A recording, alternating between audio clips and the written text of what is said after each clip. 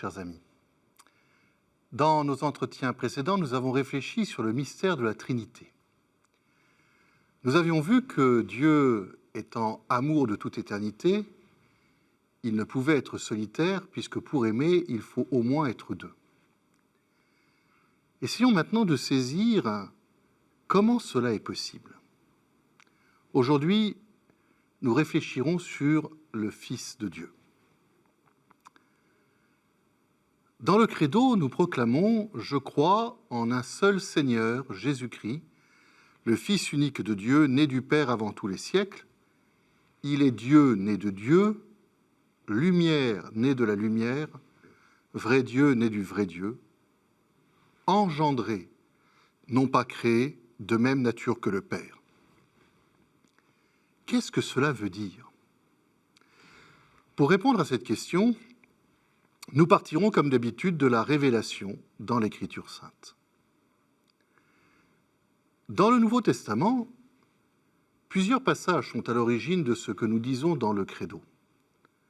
En particulier, Jésus dit que le Père est en lui et qu'il est dans le Père.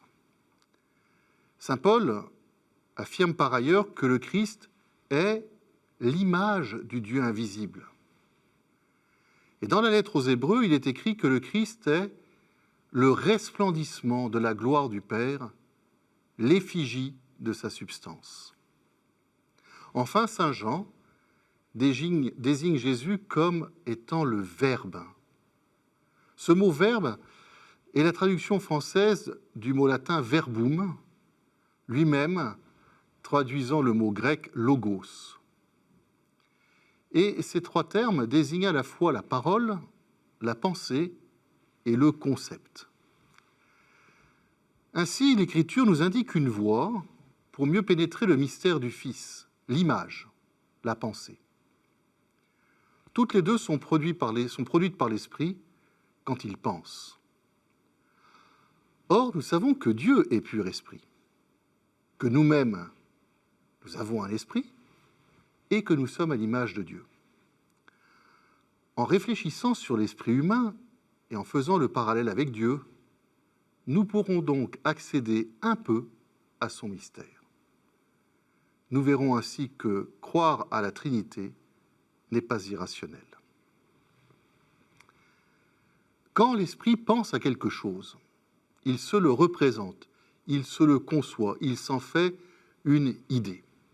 Si je pense à ce stylo, par exemple, il y a une image de ce stylo qui apparaît dans mon esprit. Quelles sont les caractéristiques de cette image, de cette idée, de ce concept du stylo? Eh bien d'abord, cette image est présente en moi et pas ailleurs. Elle ne se promène pas toute seule dans la rue. Ensuite, cette image du stylo ressemble au stylo. Elle lui est identique. Et enfin, cette image n'est pas le stylo lui-même. L'image du stylo existe indépendamment du stylo une fois que j'y ai pensé. La preuve, c'est que je peux cacher le stylo et continuer à avoir son image en moi. En résumé, l'image, la pensée, est en moi, elle existe indépendamment de son original, et elle est semblable à son original dans son contenu. Allons un peu plus loin. Au lieu de penser à un stylo, je peux penser à moi-même. Que se passe-t-il alors? Mon esprit génère une image de moi, qui est comme moi, qui est en moi, mais qui n'est pas moi. Tout cela, je peux l'appliquer à Dieu.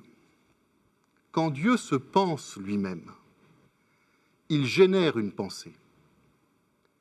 Cette pensée est identique, au point de vue de son contenu, de sa nature, à Dieu lui-même.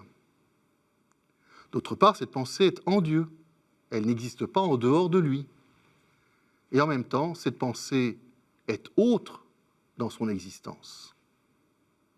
Mais cette pensée, cette image, a une caractéristique supplémentaire, elle est parfaite, car celui qui pense est parfait. Or, Dieu seul est parfait. Cette pensée est donc Dieu, et elle possède toutes les perfections, y compris celle d'être une personne. Ce que nous venons de découvrir, c'est que le Fils est Dieu, qu'il est la pensée du Père, l'image du Père. Voilà pourquoi il est appelé le Verbe. Et cela est un engendrement. Pourquoi ? Parce qu'engendrer, c'est produire son semblable. Être engendré, c'est tirer son origine d'un autre, c'est exister à partir de lui, en ayant la même nature que lui. L'acte d'engendrer consiste à communiquer, à transmettre sa nature, ce que l'on est. Et c'est bien ce que fait le Père par rapport à son Fils. Il lui transmet ce qu'il est, il lui communique sa propre nature divine, sa perfection, sa divinité.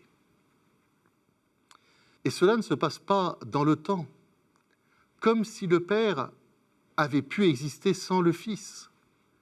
C'est de toute éternité que Dieu pense, et donc engendre sa pensée qui est son Fils et qui est Dieu. Le Fils n'est pas créé. Mais alors pourquoi le Fils, en pensant, n'engendre-t-il pas à son tour une nouvelle personne distincte de lui et de son Père, et ainsi à l'infini ? Eh bien parce que le Fils se retrouve complètement dans le Père. Il est l'image parfaite du Père. La pensée du Fils ne peut aller qu'au Père, ne peut être que contemplation du Père, comme la pensée du Père est en fait contemplation du Fils. J'espère que tout cela nous fera mieux saisir ce que nous dirons dès dimanche prochain, en proclamant que Jésus-Christ est engendré et de même nature que le Père. La prochaine fois, nous ferons le même raisonnement pour l'Esprit Saint en partant de l'amour. À très bientôt.